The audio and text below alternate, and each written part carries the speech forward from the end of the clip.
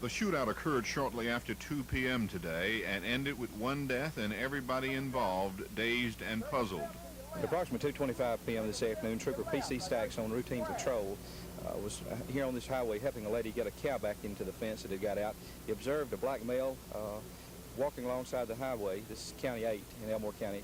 The black male had a shotgun and he fired at Trooper Stacks. Trooper Stacks did tell me that he was trying to get this cow back up, and he had noticed this black subject with a shotgun as he went down and worked a wreck right down the road here earlier. Then, having noticed the cow, then he came back and was trying to get her, and when he saw him walking towards his car, he stopped.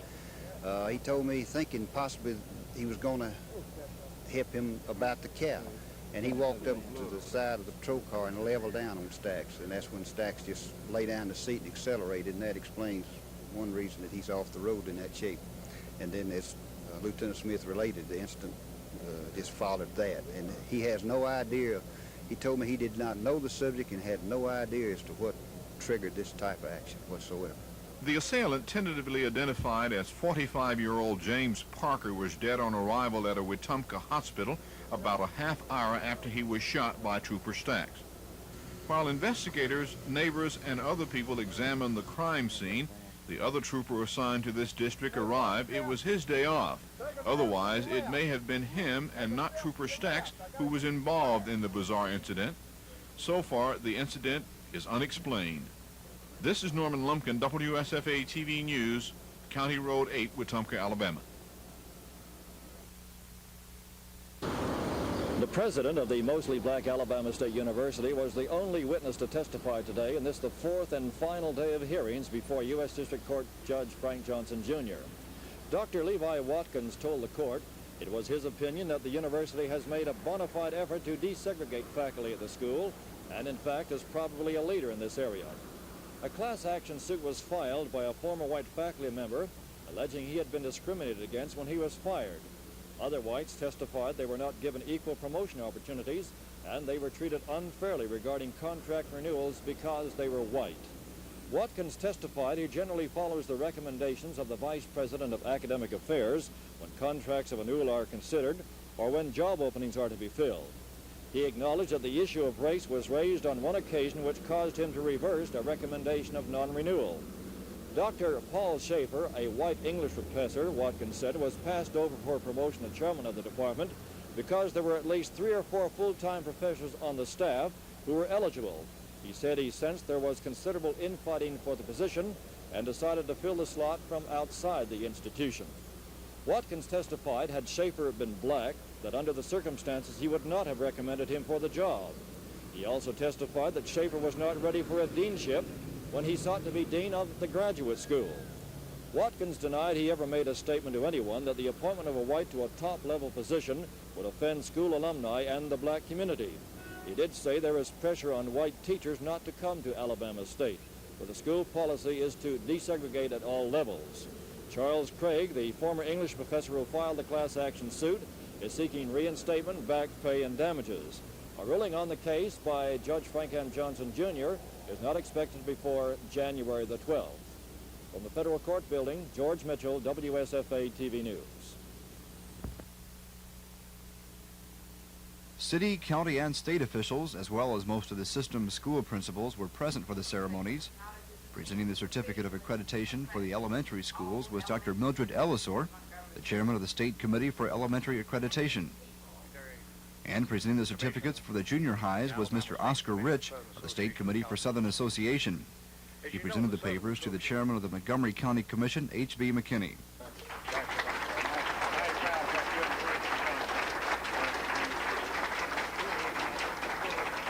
Now, we are happy that we have met the standards for accreditation. We realize full well and we accept the challenge that this poses. Because if we don't do a better job, and if we don't turn out children with making better scores on the SAT, the ACT, or any other kind of test, then this money is not well spent, and I'm the first one to say it. so we accept the challenge. We would anyway. But we read occasionally in the press about it's not what goes into the educational machine that's important, but what comes out. We're well aware of that. And the name of accreditation, the name of this whole game is children, not teachers or administrators. And the real purpose of it and the real design for it is to improve the lot of children and to provide them with a better education. Colonel David Stockman, the commandant of Maxwell Air Force Base, addressed the group also, saying this was a big day for students at Maxwell and Gunner Air Force bases, since 1 out of 10 of the county's school students are from one of the two bases. This is Dave Rickey, WSFA TV News, reporting for the Montgomery County School Board.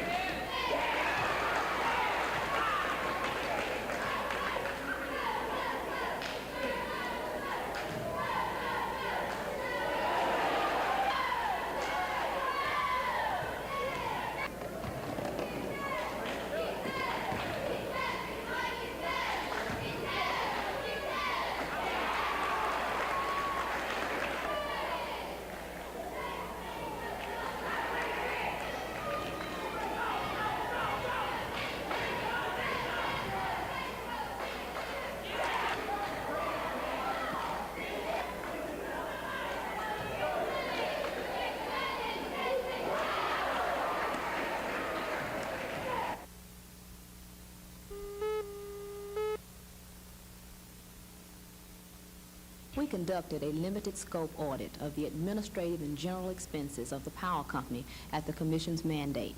The purpose of the audit was to allow us to gather some facts so that the Commission would have a basis for adjudging the economic and efficient management of the company as is mandated by Title 48. Ours was truly a fact-finding mission in that we were to gather that data which would allow the Commission to assess that efficiency and that economy. Alabama Power Company has not done enough belt tightening. They expect the people of Alabama to tighten our belts and pay these increased electric bills, but they have been lax in some of their own belt tightening.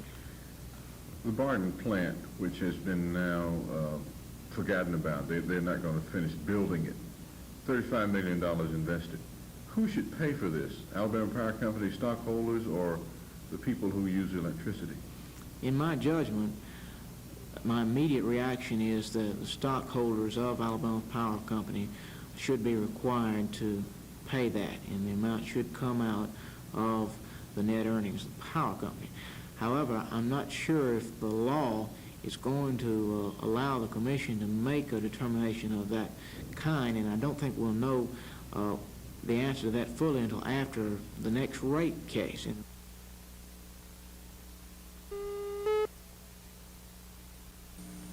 Dr. Charles Craig, a former associate professor, taught English at Alabama State University from 1971 to 1973, and alleges his contract was not renewed solely because of his race.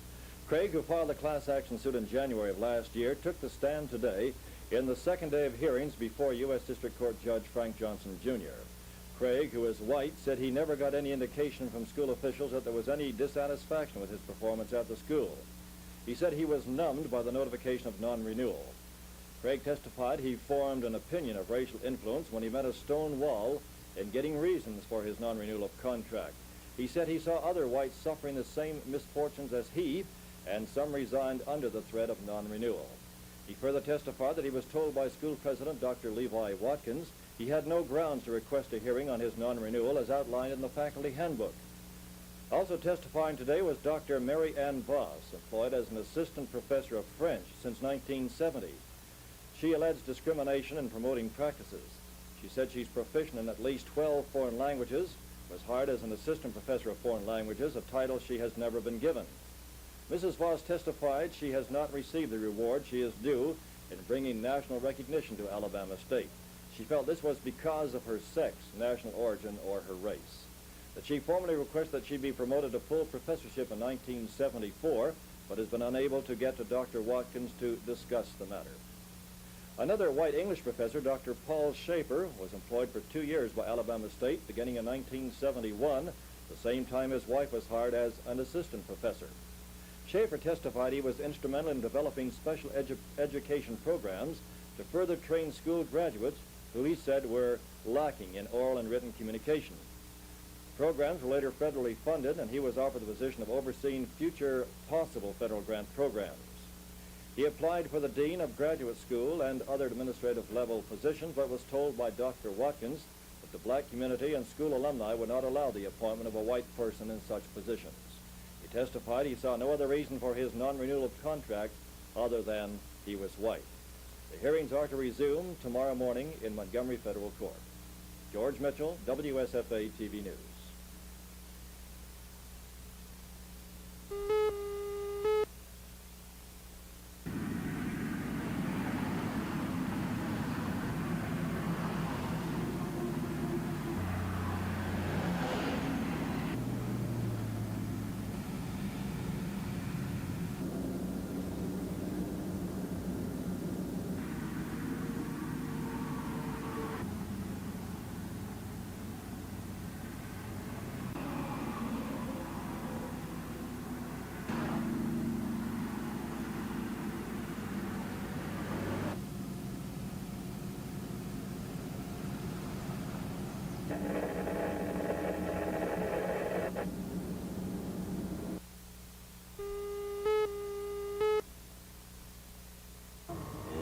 The disease is caused by a bacterial virus, and it is spread among cattle during breeding.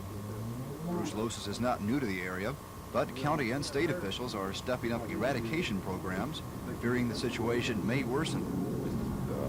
A 50-year-old ghost that's been haunting the livestock farmers. Hopefully that we will get all cows that's 1 year old over tested, and so that we can help eradicate the disease or either bring it under better control than we have now. The disease affects cattle by causing usually breeding problems, either sterility or abortions or retained placenta, cutting down on the calf crop and also on the quality of the calf crop. Other livestock affected are hogs and sheep and goats. There is some public health significance too in that people are susceptible to all three types. So if we can eradicate the disease in livestock, it will also eradicate the disease in the human population, because people get it only from livestock, either directly or indirectly. The problem with brucellosis is especially significant in Montgomery County, which is the largest cattle-producing county in the state. County and state agents are now in the process of traveling from farm to farm to test cattle for the disease at no cost to the farmer. Blood samples are taken, and an analysis is usually completed within an hour. If a cow is found to be carrying brucellosis, it must be sold for slaughter immediately, as milk from an infected cow can spread the disease to humans, causing flu-like symptoms which could last for several months. The government does, however, compensate farmers for having to slaughter their cattle, paying $50 per head for grade cattle and $100 for purebred. From the Bill Avenger Farm in southeast Montgomery County, this is Dave Rickey, WSFA TV News reporting.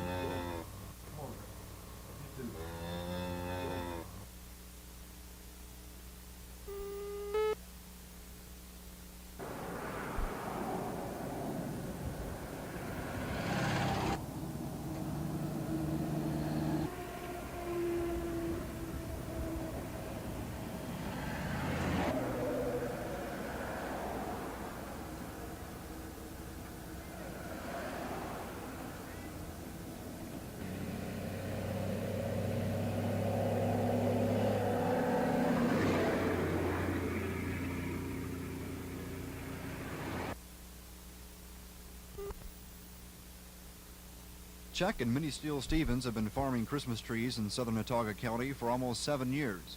They provide trees to retailers, as well as offering the general public a chance to browse through the rows of trees and pick and cut one for themselves. Stevens says he has at least 6 varieties of trees growing, but only 3 of them, the Virginia pine, Arizona cypress, and cedar, actually do very well in the south. To maintain an even balance of trees, Stevens must plant about 3,000 new seedlings every year, each one taking about 6 years to mature. Stevens is just one of a handful of Christmas tree farmers in Alabama, since most of the trees seen on the corner lots are from the north. But Stevens says his trees have a definite advantage over the northern ones, particularly for persons in the south. We can grow a tree down here, say, in half the time it takes them to grow the trees up there. We don't have the transportation costs. Some of the transportation costs from shipping trees from the north down here will be up to $4 per tree. Most of those trees up there are cut in September and October, and they have to store them because the weather's so bad they can't cut them at Christmas time. They spray the trees green where they look green when they're here, but most of the trees on the lot that are shipped from north are dead before you get them. The trend these days seems to be more towards the artificial trees. Are you afraid that that might hurt your business very appreciably? No, I don't think so at all. There are several reasons for that. The artificial tree, of course, is made primarily out of petroleum products. And that's one of the things we're trying to conserve in this country today. And the Christmas tree is one of the few natural, renewable sources we have of energy in this country. We can produce them ourselves. The natural Christmas tree, too, helps the ecology. Every time you plant a Christmas tree, it's giving off oxygen. It's helping to purify the air. It's helping the wildlife. And the artificial tree doesn't do that at all. So as long as we can help the ecology, help the oxygen, make it purer, we feel like that we've really got the dead wood on the artificial Christmas trees. Although the only time they receive attention is at Christmas, Stevens says the trees need pampering and pruning year-round to ensure an attractive tree. And he says the rest is left to nature. This is Dave Rickey, WSFA TV News, reporting from Watauga County.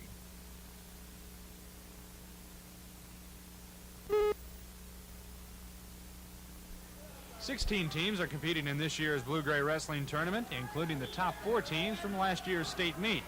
Montgomery Lee, the runner-up in last year's state tournament, is generally considered the Blue-Gray favorite this year. Lee's David Grant, the state champ in the 112-pound weight class last year, is one of the favorites at 119 pounds this season. But the Generals will be without Jay Dobbins, the defending state champion at 185. Dobbins has been sidelined by a tonsillectomy. He should be ready to wrestle sometime after Christmas. Last year, there was no Blue-Gray Wrestling Tournament, but coaches of the 4 Montgomery schools got together to bring that tournament back. And Coach Charles Spice of Carver says this year's tournament should be one of the best in the state. The 4 city schools decided that we wanted to have another Blue-Gray tournament. Coach Russell said that we could have it here for all of us to work with it, so we all got together and decided we'd have it again. How does this tournament compare with other wrestling tournaments in the state? I think it's one of the best in the state. We have 6 of the teams that finished in the top 10 last year. We've got several state champions returning and people who placed in the state last year wrestling now. Okay, who are some of those top individual wrestlers? We've got Grant from Lee, a state champion. We've got Wilson from Lee of Huntsville, a state champion. Jenkins from Carver finished 2nd in the state. Fleshman from Grissom finished high in the state. Several other people. Sissom from Lee of Huntsville finished 2nd in the state. So we have some real good people participating. Okay, high school wrestling is not a big spectator sport. What would you tell people to get them to come out and watch high school wrestling? I think if they come out and watch it one time, they'd come back. The reason it's not a big spectator sport, they know what it is. They compare it to professional wrestling, and it's nothing close. In high school wrestling, you use no pressure holds, no way really to get hurt, and it's just a freak accident. And that's what people don't understand about it. Wrestling will continue through this evening at the Lanier High School gym. Action begins again tomorrow morning at 10, and the championship matches will start tomorrow evening at 7:30. Dan O'Brien, WSFA TV Sports.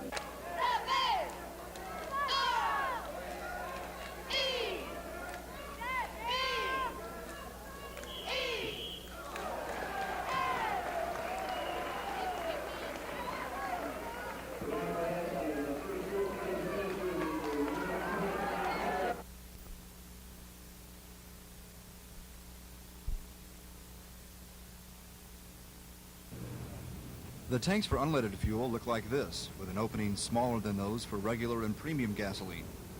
Likewise, the nozzle from the unleaded fuel pump is smaller. This whole system is designed to prevent either regular or premium gas from being dispensed into an automobile with an engine designed to run on unleaded fuel only. But since unleaded is more expensive, many persons have found a way to cut through the smaller opening in the fuel tank and adjust the engine so it can run on other fuel. But by an act passed by Congress, this is illegal, as it defeats the objectives set by the Environmental Protection Agency. But now the EPA, apparently unable to stop the consumers from converting their cars, is keen in on the gasoline dealers, posing a $10,000 per day fine for pumping anything other than unleaded gas into an unleaded tank, even if it has been adapted by the car owner. The same applies for the self-service pumps. Most service station owners and managers are apparently willing to comply with the law, but they do admit it causes problems. 95% of the cars that come through here has got unleaded gas, and they're putting the leaded gas in the cars. If you saw someone trying to do it, what would you do? I would tell them the consequences of it and tell them if it was be on their shoulders if they got caught. If you tell them not to put it in there, then they want to fight, cuss you out or whatever, because they think that we're behind it, but we're not. The tactics being used by the EPA are apparently working, as most service station attendants would much rather forfeit $8 or so for a tank of gas than risk paying $10,000 in fines. This is Dave Rickey, WSFA TV News reporting. It's so stifling hot and cold up there in the winter, it's unbelievable. And we agreed to put in window units, combination heat and cool window units, air conditioning units, into the windows. Now we are in the process now of getting the engineers to work up how many units it'll take, and based on about 10 or 12 window units being put up there, the electrical wiring that goes to it will be probably as much cost as the units itself. So consequently, my estimate is between $8,000 and $12,000 for the whole thing. How is this affecting future talks about another jail? Well, it's not affecting. This is a court order from the federal judge, Judge Varner, and this has to be done. And it limits the amount of prisoners and so forth, which is a tremendous help. We're running a penitentiary up here, and we just this curtails it, and it's really going to be beneficial to us. Well, is this considered a stopgap of any sort until sometime in the future when the county can build a bigger jail to hold more prisoners? Well, quite frankly, yes. I'm one commissioner who don't want to spend another dime up there on that antiquated jail until no more money than we have to. And this is just a stopgap until we can save up enough money to build a new jail facility. And no idea on when that will be? Well, I got ideas, but I have to get 4 other votes on the county commission to go along with it. Because we're talking about between $3 to $5 million to institute a new jail facility.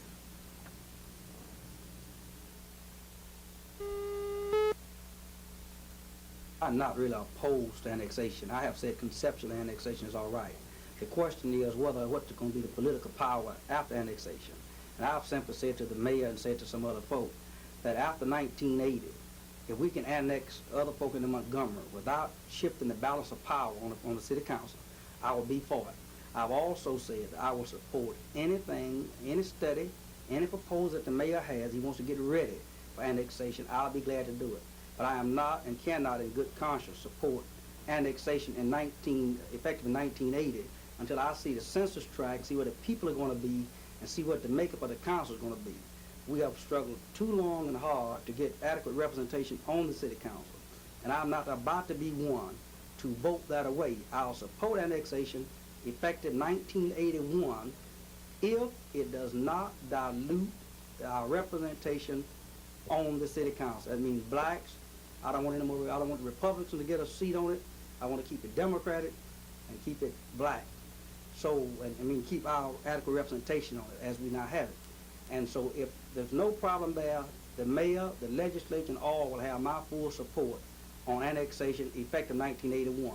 And what we're really talking about, the mayor is proposing 1980. I'm proposing 1981 after the census tract. And I don't think that's asking too much. I don't think that's a hard line position. I think that's a fair position, and I'll stand by it. And if I stand alone, I'll go alone.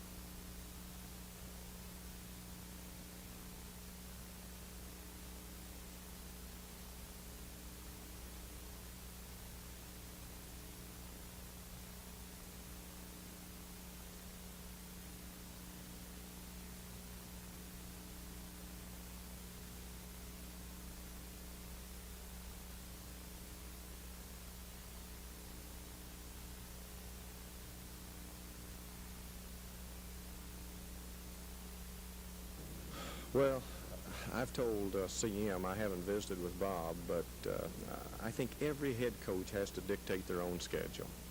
And when two head coaches feel it's good to have a game, then you get together and you have a game.